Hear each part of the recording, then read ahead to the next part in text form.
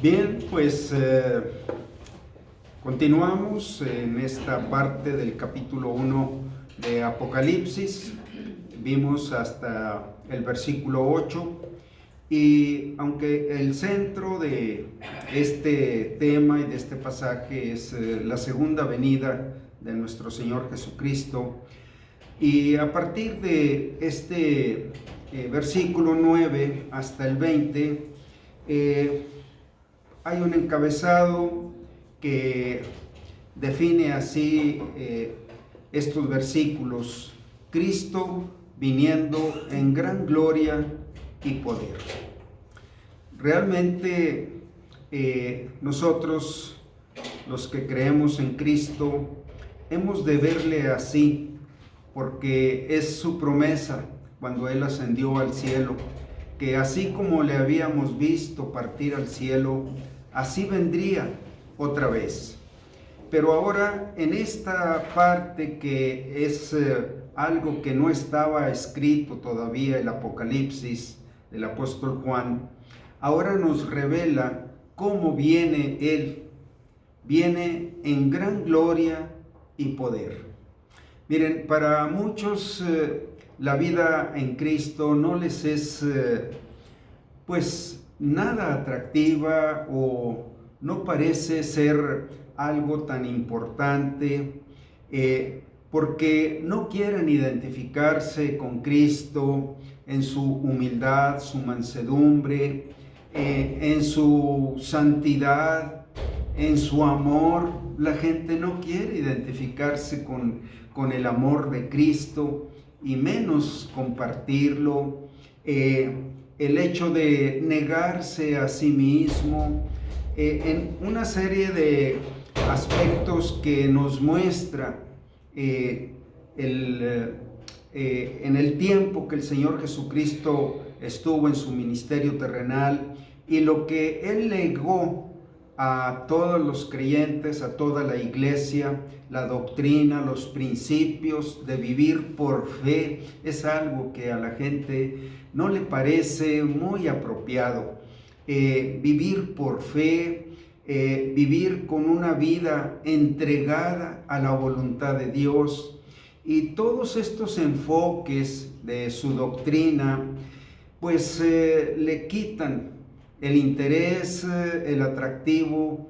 Pero es importante que para nosotros los cristianos, el haber creído en Él, Él vendrá de nuevo en gran gloria y poder. Y entonces vimos en los pasajes anteriores que las tribus de la tierra harán lamentación por Él, por no haber creído, por haberle menospreciado. Y en este sentido es como este libro de Apocalipsis nos muestra a Jesús viniendo en gran poder y gloria, y así estaremos siempre con Él, con el Cristo de gloria y poder. Y en ese sentido, estos versículos nos muestran a Cristo en esta etapa, en la etapa en que Él viene, y hemos estado insistiendo en que la serie de condiciones que guarda el mundo nos muestran que en cualquier momento Él puede venir. Las cosas han madurado de tal manera que en cualquier momento Él puede venir. Y bueno, a nosotros nos sirve para alentar nuestra fe y nuestra esperanza en Él. Y bueno, el último versículo 8, la última frase que vimos, menciona de esta manera: dice el Señor, el que es y que era y que ha de venir, el Todopoderoso. Esta frase nos lleva a poner nuestra atención en lo que muestran estos versículos hacia adelante. Ahora, aquí hay un pequeño paréntesis en el versículo 9, Apocalipsis 1:9, donde Juan se presenta y dice: yo, Juan, vuestro hermano, y copartícipe vuestro en la tribulación, en el reino y en la paciencia de Jesucristo. Estaba en la isla llamada Patmos por causa de la palabra de Dios y el testimonio de Jesucristo. Bueno, Patmos era una pequeña isla rocosa en el mar Egeo.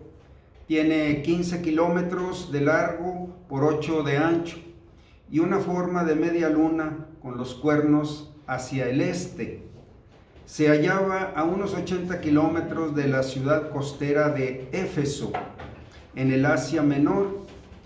La iglesia cristiana estaba afrontando una persecución severa. Casi todos los creyentes eran social, política y económicamente víctimas del sufrimiento por causa del testimonio de Jesucristo. Esa persecución era en todo el Imperio Romano. Algunos habían sido asesinados por causa de su fe. Fue a todas las angustias y al dolor y al agotamiento del destierro y a los trabajos forzados de Patmos, a donde fue desterrado Juan por causa de la palabra que Dios nos dio a través de él. Fue por su lealtad inquebrantable a la palabra de Dios y por su insistencia en predicar el Evangelio de Jesucristo, por lo que se le impuso la condena del destierro a Patmos. Esta frase, una fe inquebrantable, una lealtad que no renunció, que no claudicó. Y bueno, son los estándares que Dios nos muestra, lo que Él puede hacer con una vida entregada. Nada lo detuvo, para Él fue siempre una gloria y se le concedió el privilegio de que Dios le revelara las cosas que son y que serán después de estas. Tal vez no estemos afrontando una persecución por nuestra fe en Jesucristo como los primeros creyentes. Y sin embargo, con toda nuestra libertad que tenemos para levantar el testimonio de Cristo en nuestras vidas, pocos son los que tienen la devoción, el valor, el cargo de proclamar la palabra de Dios a otros. Si titubeamos en anunciar nuestra fe en los tiempos fáciles, ¿qué sería durante los tiempos de persecución? Bueno, quién sabe en cuántas tentaciones caeríamos, pero esto nos prueba en nuestra lealtad, de qué lado estamos. Y bueno, los tiempos fáciles podemos atesorar buen fundamento para lo porvenir, podemos ejercitarnos en la fe, en la piedad, en nuestro testimonio, y nos favorece que no tengamos grandes dificultades.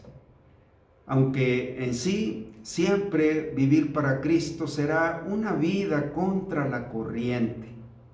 Bueno, esto es un llamado para que si tenemos la libertad de vivir para Cristo, de levantar su testimonio, de predicar su palabra, de ganar almas para la salvación eterna, que lo hagamos, que lo estemos ejercitando, fortaleciéndonos, y cuando vengan los tiempos difíciles, nuestro carácter estará templado.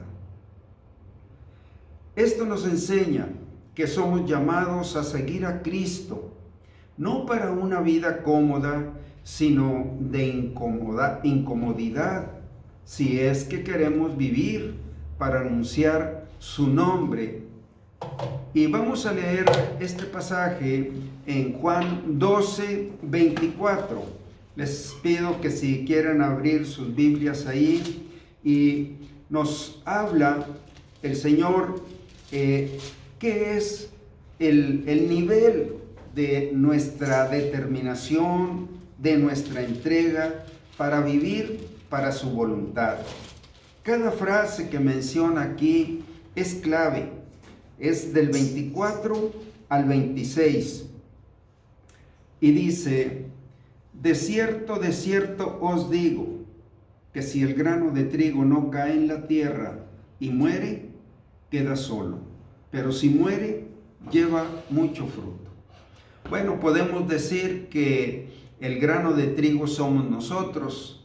Y tenemos dos opciones: o caer en la tierra, que es, la tierra representa toda la voluntad de Dios, toda la voluntad revelada, escrita, y si nosotros caemos en esa voluntad, llevaremos mucho fruto. Pero si nos resistimos a caer en la tierra, dice que quedará solo ese grano, es decir, su vida será muy pobre. Y los granos, saben ustedes que tienen un tiempo de caducidad. Si ustedes ponen en un vaso por ahí un puño de granos de trigo, tiene un tiempo en que esos granos mueren. Ya no tienen el valor de heredar una nueva simiente reproductiva. Eso es lo que está mostrándonos aquí. Es una vida de un creyente muy empobrecida, y al final él perdió todo. Porque el versículo que continúa dice así,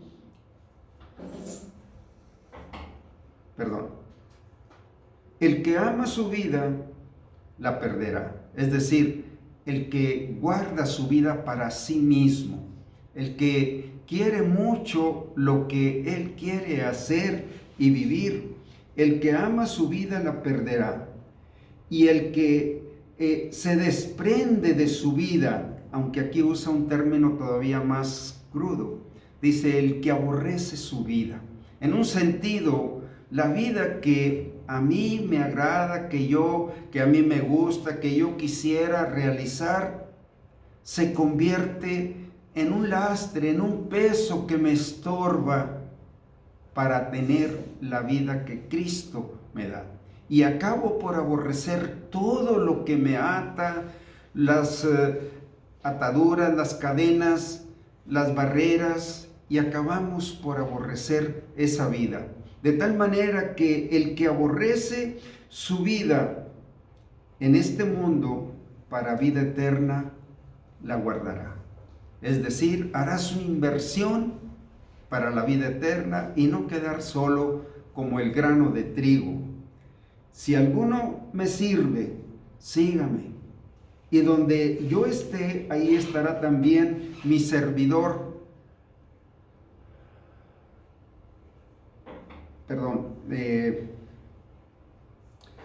Me perdí.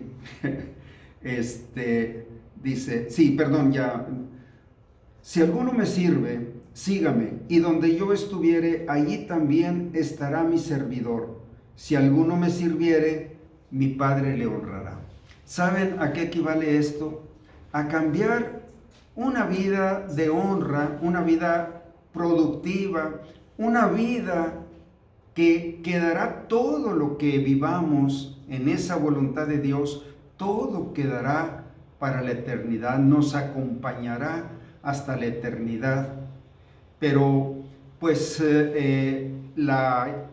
cambiar esta honra y este fruto por la comodidad o por amar nuestra vida, en ese sentido, el fruto será que cada vez nos vamos empobreciendo más y más. Las mismas cosas que alcancemos al final de la vida, nosotros mismos palparemos que son como hojarasca.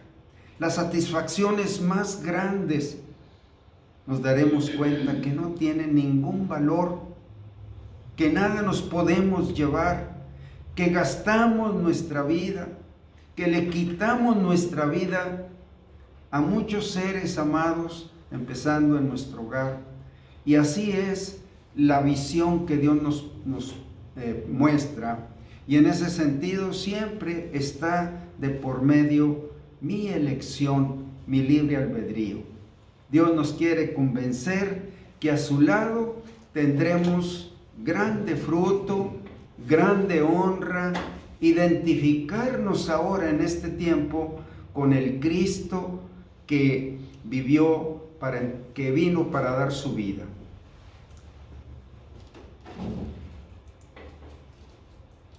Ahora entramos en los versículos 10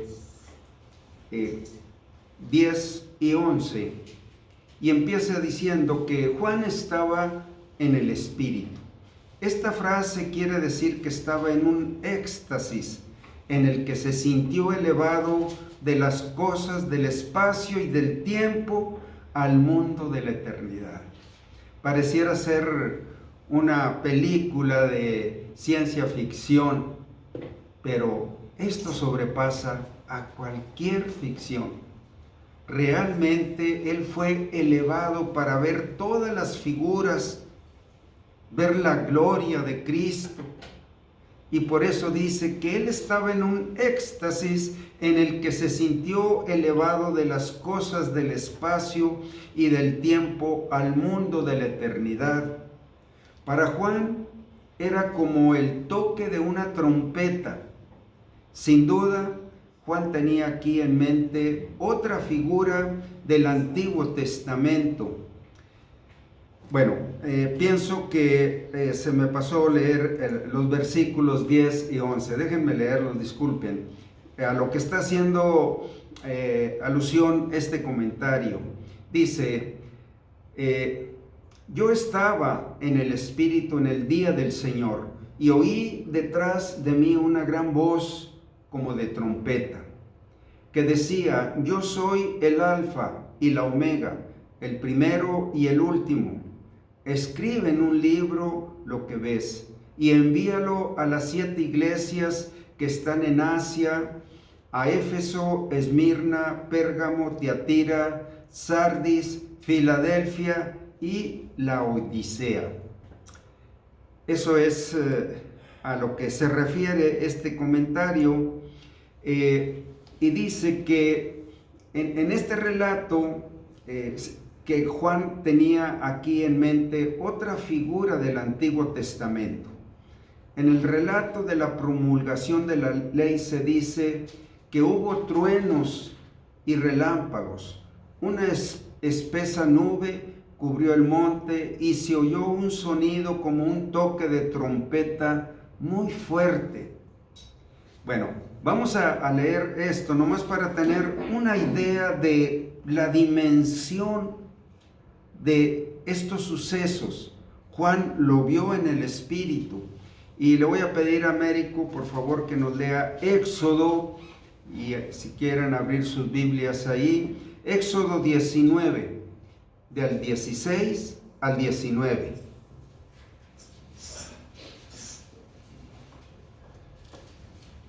Aconteció que el tercer día, cuando vino la mañana, vinieron truenos y relámpagos, y espesa nube sobre el monte, y sonido de bocina muy fuerte, y se estremeció todo el pueblo que estaba en el campamento. Y Moisés sacó del campamento al pueblo para recibir a Dios, y se detuvieron al pie del monte. Todo el monte Sinaí humeaba, porque Jehová había descendido sobre él en fuego, y el humo subía como el humo de un horno, y todo el monte se estremecía en gran manera. El sonido de la bocina iba aumentando en extremo. Moisés hablaba y Dios le respondía con voz tronante. Hasta el 19, ¿verdad? Bueno, más o menos nos puede dar una idea de aquella voz que escuchó como de trompeta. Y el apóstol Juan trae a la mente para describir las visiones que Dios le mostró en figuras que él conocía en el Antiguo Testamento, y que posiblemente cuando vino esta voz, a él le vino a la memoria aquel tiempo en que Dios les entregó la ley en el monte Sinaí y las manifestaciones portentosas que muestra ahí el relato de Éxodo. Bueno, quizás en ese momento Juan relacionó en su mente la voz que le hablaba con aquel suceso. La voz de Dios sonaba con la claridad inconfundible e impelente de un toque de trompeta. Y la figura de trompeta es para poner atención que se inicia algo. Es un aviso muy fuerte, muy especial, muy único, cuando la trompeta se usa para anunciar lo que sigue.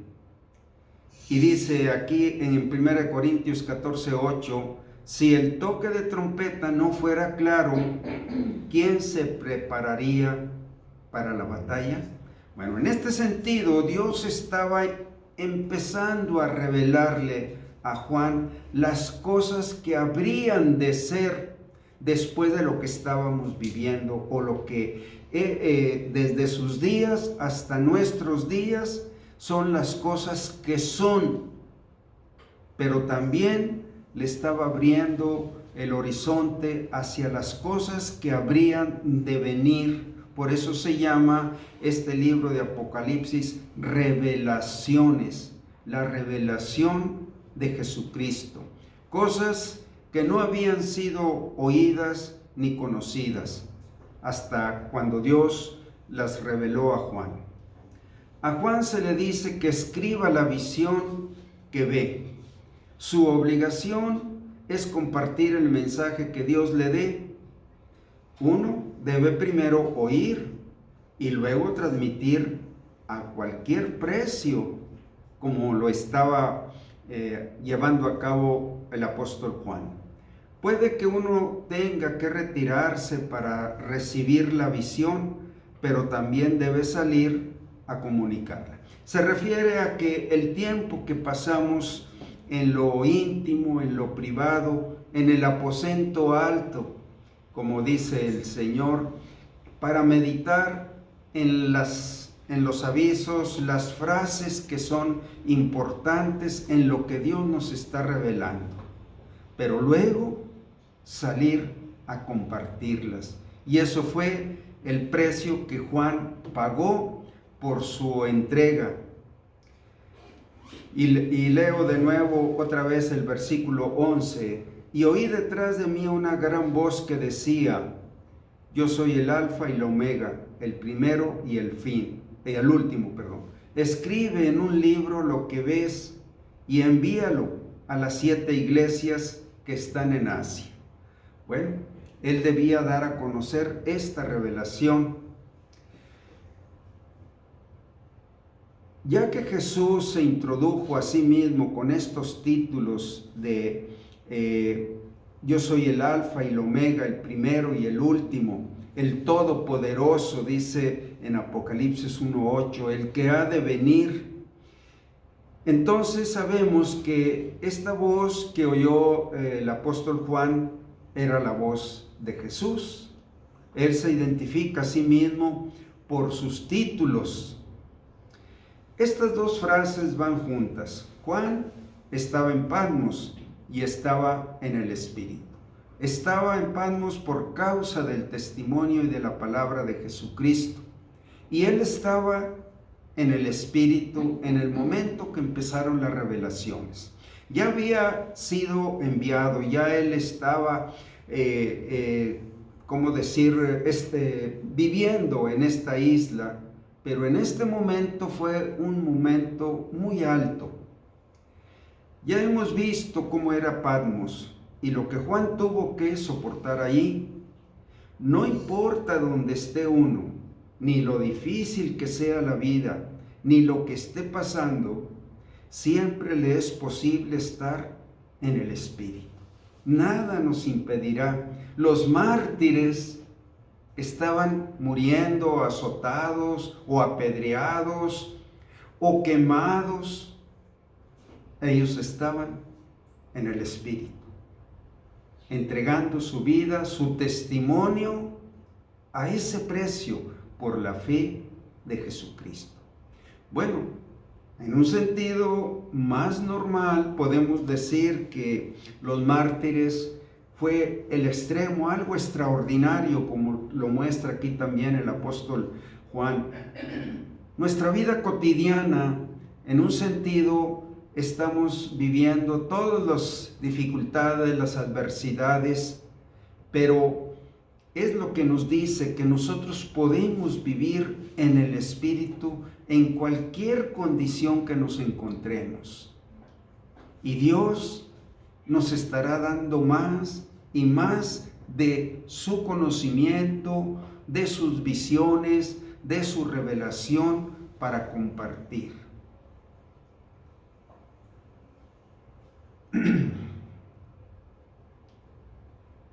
Son muchos los que están luchando en el Espíritu porque sus amados se salven.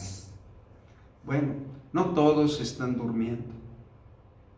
Muchos están luchando, orando, propiciando, haciendo algo que propicie que sus amados más entrañables, más cercanos, conozcan a Cristo. Y ellos están viviendo en el Espíritu. No dejan pasar ocasión o situación para estar haciendo algo bajo la guía de Dios que ayude a cualquiera de estos amados a que reciban a Cristo. Ese es el estándar de vivir en el Espíritu. Cuando tú estás haciendo lo que sea necesario hacer para que tus amados vengan a Cristo. Un cargo así, una lealtad así inquebrantable, es un estándar de vivir en el Espíritu, cuando el deseo de Dios es también tu deseo, ver a los que están perdidos. La opinión de muchos escritores letrados sobre el libro de Apocalipsis es que nuestro Señor, a través de estas 7 iglesias, hace referencia a todas las iglesias de Cristo, de todos los tiempos hasta el final.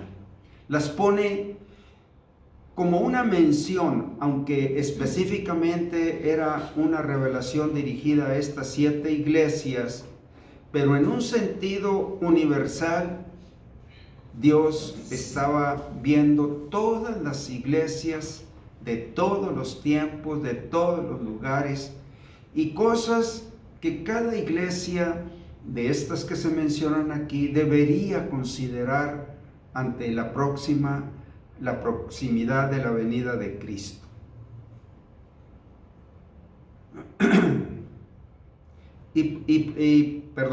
Y por lo que Él les dijo, se muestra cuál será el estado de las iglesias por los siglos y cuál es su deber.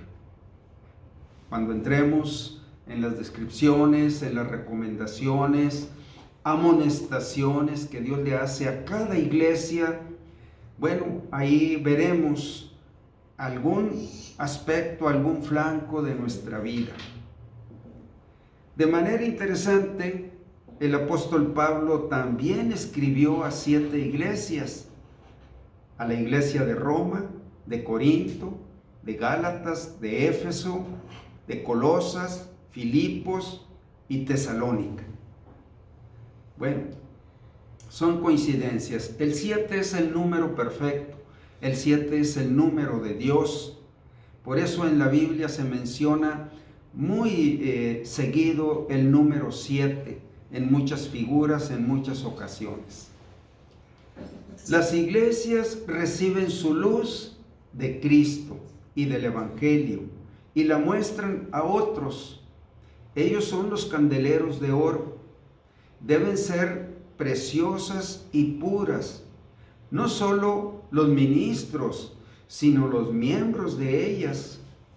Así debe brillar su luz delante de los hombres, como para llevar a otros a dar gloria a Dios. Por eso el Señor dijo, ustedes son la luz del mundo. Y una luz no se encienda y se pone debajo de la mesa, sino en el candelero, para que alumbre y todos los que están en casa vean estas buenas obras que Dios nos ha encomendado. Esa es la figura que estamos viendo aquí. El apóstol vio como si el Señor Jesucristo apareciera en medio de los candeleros de oro. Él siempre está con sus iglesias hasta el fin del mundo, llamándoles con su luz, su vida y su amor, ¿verdad? En 2 de Timoteo dice: huye de las pasiones y sigue la paz, la fe, la justicia, el amor con aquellos que de corazón limpio invocan al Señor. Es decir, Dios nos está diciendo que somos un grupo, somos una congregación, somos un número escogido para esta gran misión. Tú sigue la justicia, la fe, la paz, el amor con los que de corazón limpio invocan al Señor. Ese debe ser nuestro compañerismo, ese debe ser nuestra comunión. Bueno, en este tiempo las cosas han cambiado para muchas iglesias y en la de nosotros también. Lo más normal es que una iglesia se reúna todos los domingos, pero las condiciones han cambiado. Quizás también los corazones no han podido superar el cambio, pero aquí se aplica lo que hemos estado comentando.